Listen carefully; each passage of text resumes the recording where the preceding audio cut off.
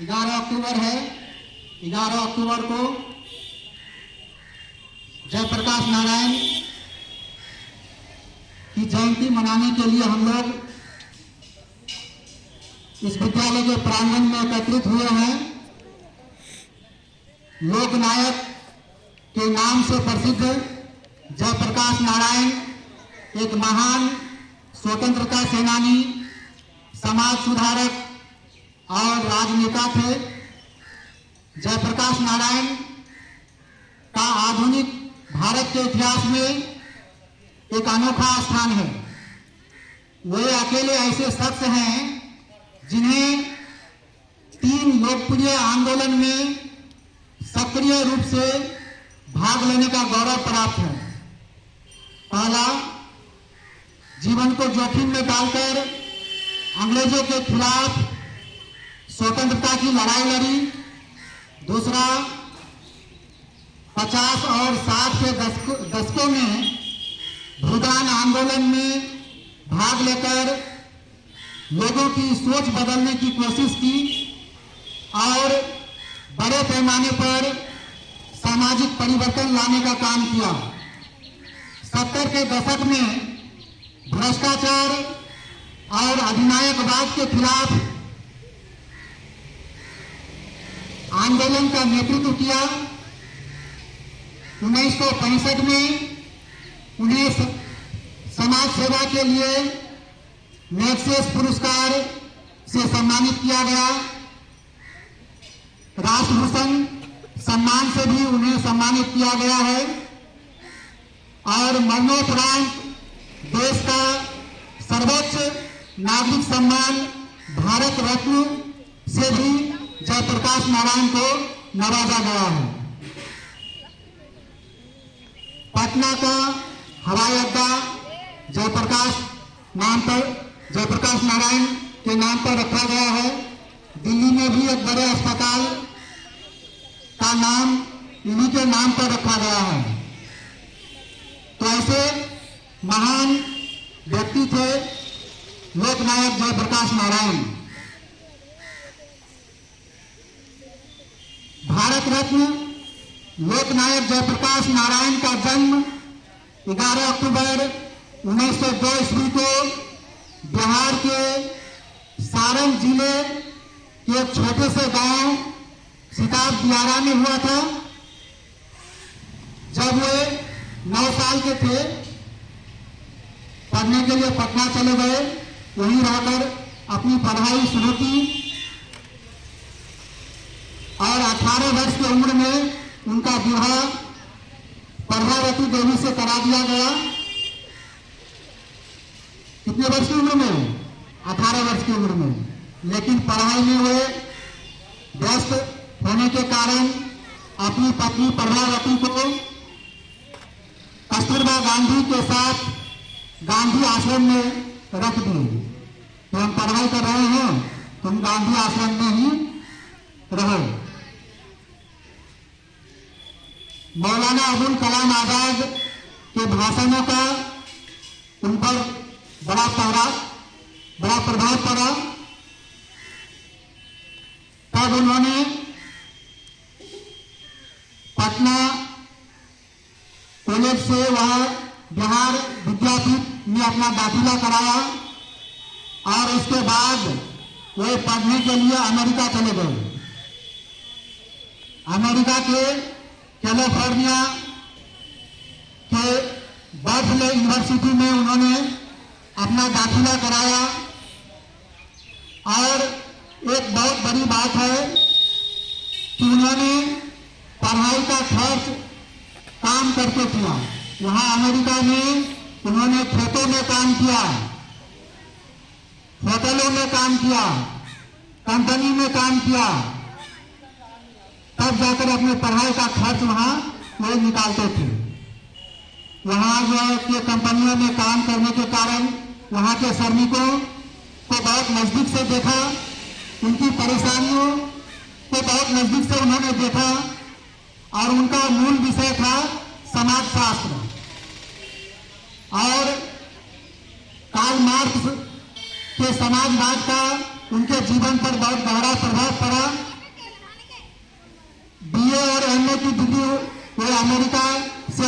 किए, पीएचडी भी वहीं करना चाहते थे।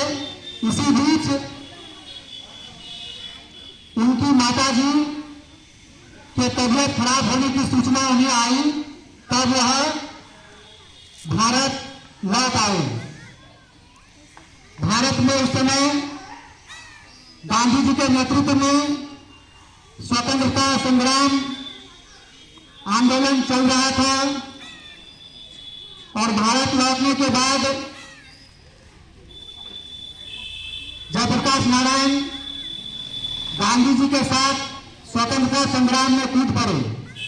नेहरू जी के कहने पर वे कांग्रेस में शामिल हुए। सविनय अवज्ञा आंदोलन के दौरान कब 1932 में जब गांधी जी और नेहरू जी को गिरफ्तार करके जेल में डाल दिया गया, तब जयप्रकाश नारायण ने भारत के विभिन्न हिस्सों में घूम घूम कर इस आंदोलन का नेतृत्व किया और आंदोलन को नई दिशा दी।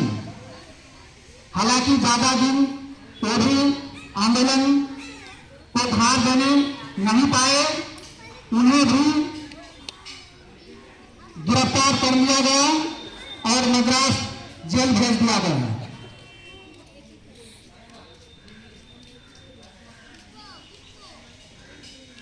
तो जयप्रकाश नारायण ऐसे महान विभूति थे।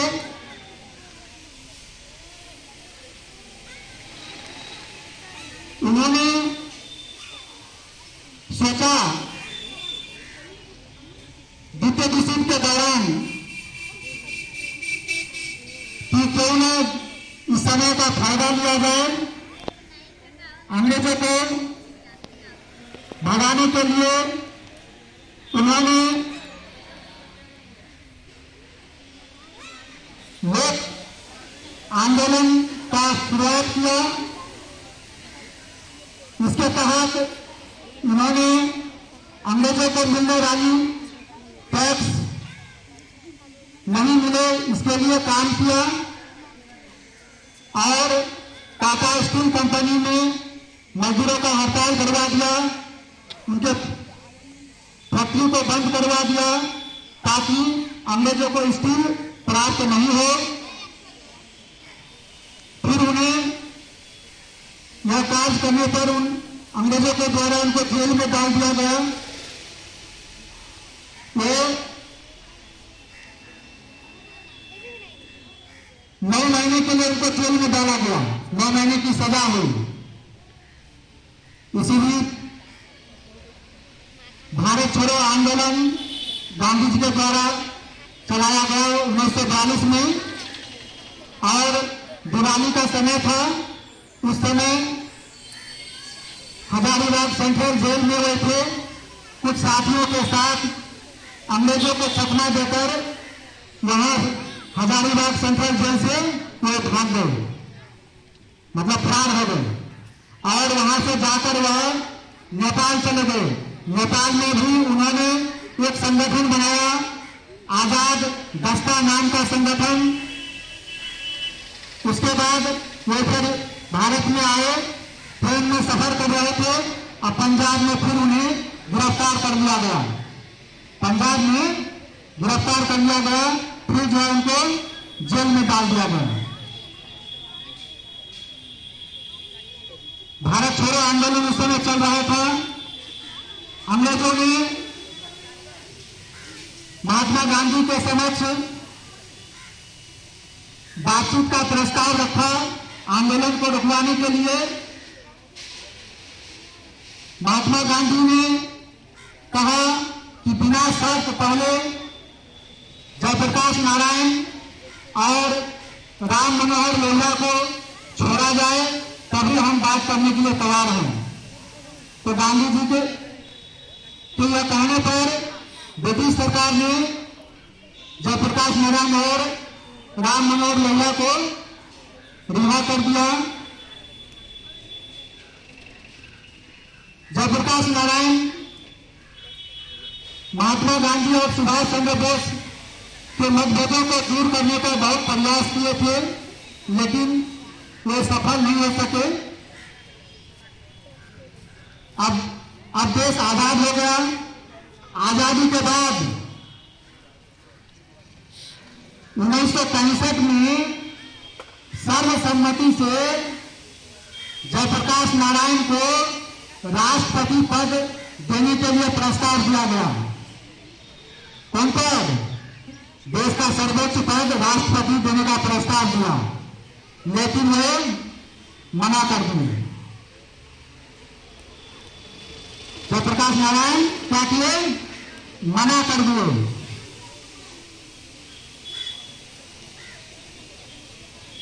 उन्होंने गांधीवादी आदर्शों को नहीं छोड़ी और सादा जीवन जीकर बेमिसाल हो गए।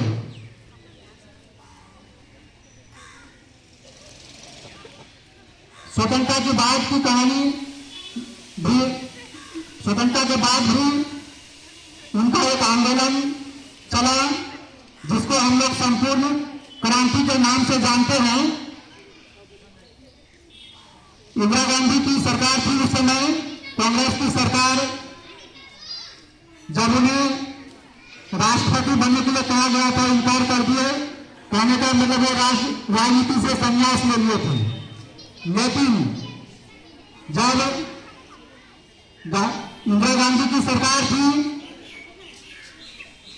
और देश में बेरोजगारी, भुखमरी, बदहाल शिक्षा और बहुत सारी समस्याएं देश के समक्ष खड़ी हो गई थी। जयप्रकाश नारायण को लगा कि अब लोकतंत्र का हनन हो रहा है। मजबूरन उन्हें राजनीति में फिर वापस आना पड़ा। इसी बीच गुजरात में छात्रों का आंदोलन सरकार के खिलाफ शिक्षा को लेकर फैला हुआ था, लेकिन छात्रों को कोई वैसा प्रमुख चेहरा नहीं था मिला था जो उसका नेतृत्व करे। तो गुजरात के छात्र संघ के संघीय छात्र नेता लोग जयप्रकाश नारायण से कहे कि हमारे छात्र आंदोलन का आप नेतृत्व करिए। तब लोकनायक जयप्रकाश नारायण ने 5 जून 1974 में पटना के ऐतिहासिक गांधी मैदान में संपूर्ण क्रांति का आह्वान किया। करीब 5 लाख व्यक्ति इसके गवाह थे।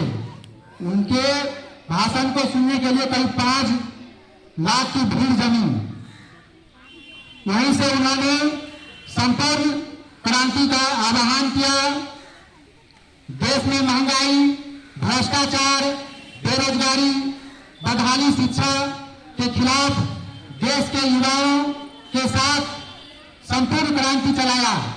संपूर्ण क्रांति बिहार से शुरू होकर पूरे भारत में इसकी चिंगारी फैल गई।